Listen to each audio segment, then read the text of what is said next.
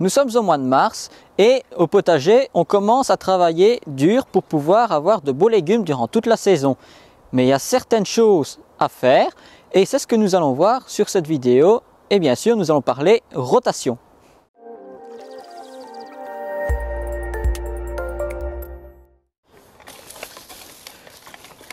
Bonjour à tous, ravi de vous retrouver ici dans cette nouvelle vidéo. Comme vous pouvez le voir ici, je suis en train de travailler notre sol. Donc ici, qu'est-ce que j'ai déjà fait? J'ai déjà passé un coup de grelinette pour pouvoir aérer le sol sans pour autant défaire la structure du sol. Et ici maintenant, je suis en train de griffer pour pouvoir concasser les grosses maclottes de terre et pouvoir ameublir le sol pour pouvoir accueillir les premiers légumes du jardin semés en ligne. Comme on peut le voir ici, j'ai déjà semé certaines choses, comme notamment des salades arpiquées qui sont sous bouteille pour pouvoir protéger contre les gelées nocturnes, même si elles supportent les petits froids. Mais c'est surtout pour effet munisaire et de pouvoir accélérer leur développement et plus tôt. Alors ici devant, nous avons des légumes qui supportent le froid et qui permettent de germer quand il fait froid, donc notamment des radis, du persil, des laitues, et nous allons semer aussi du persil ensemble, c'est ce que nous allons faire ensuite, et les petits pois, ça c'est très important, les petits pois, ils aiment bien le froid, donc on peut les semer très tôt. Donc je finis de préparer ça, et on va semer le persil.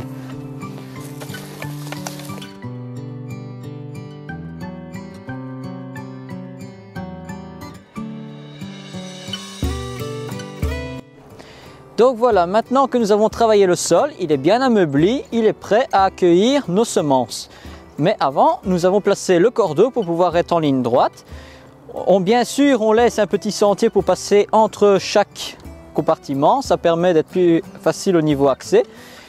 On a préparé ici le sillon, on suit la ligne sur très peu de profondeur car le persil a des graines très petites et donc ça ne sert à rien d'aller les enfoncer à 10 cm de profondeur, sans quoi qu'est-ce qui va se passer? Les graines risquent de pourrir ou de ne pas germer. Pourquoi?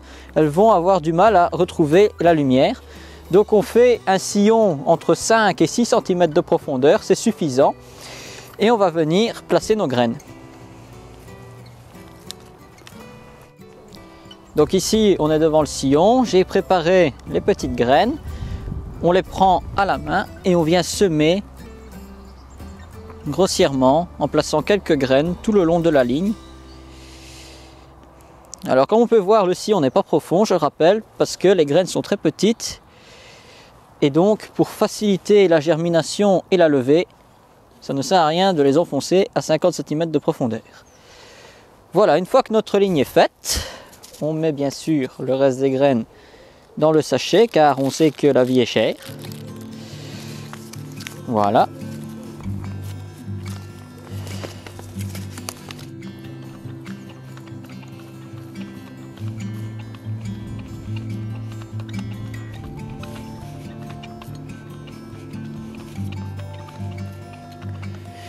Voilà, une fois que nous avons semé le persil et que nous avons rebouché le sillon, avec le fond du sillon, on va venir tasser légèrement la ligne pour permettre de mettre directement en contact les graines avec le sol sans arrivée d'air, pour permettre une meilleure germination, surtout pour que la graine soit en contact avec la terre et donc l'humidité.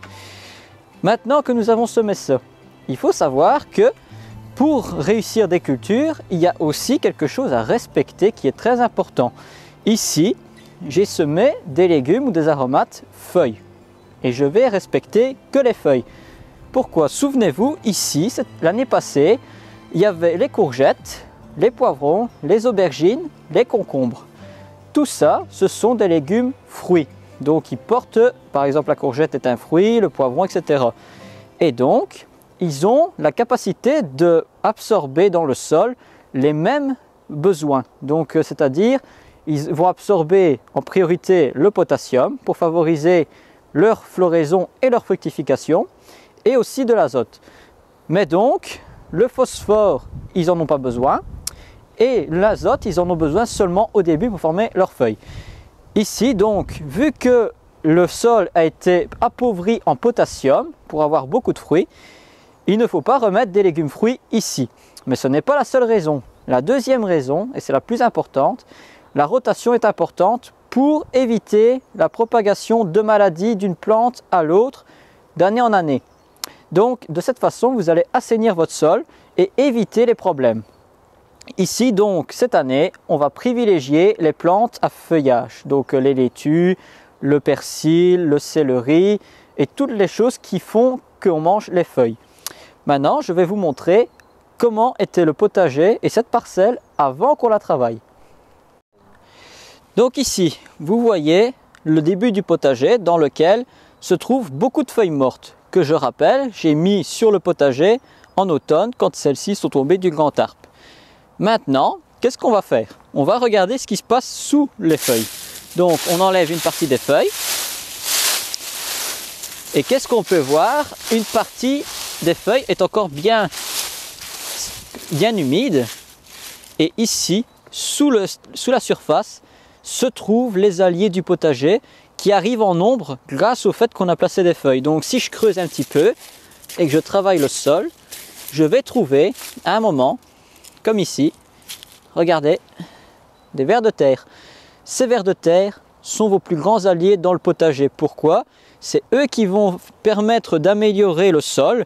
Ils vont creuser des galeries jusqu'en surface pour se nourrir des feuilles mortes. Ils vont décomposer cette matière qui est ici organique. Et via ces déchets, il va la transformer en matière assimilable pour les plantes. Donc de cette feuille-là, en passant par lui, vous aurez un engrais naturel. Maintenant, le ver de terre n'a pas que la fonction de digérer ce que la nature perd.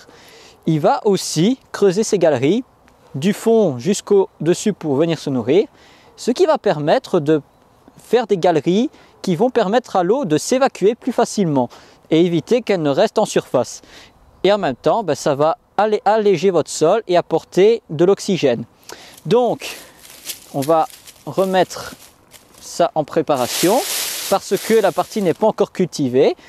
Mais donc, une fois que le printemps arrive et que vous voulez planter vos légumes comme je viens de le faire, vous enlevez une grosse partie du feuillage, vous laissez une fine couche en surface, vous passez la grelinette pour mélanger votre substrat.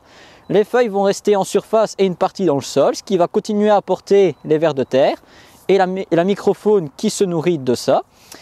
Et après, vous venez travailler votre sol et le cultiver comme je viens de vous montrer. Et donc maintenant, revenons à la rotation.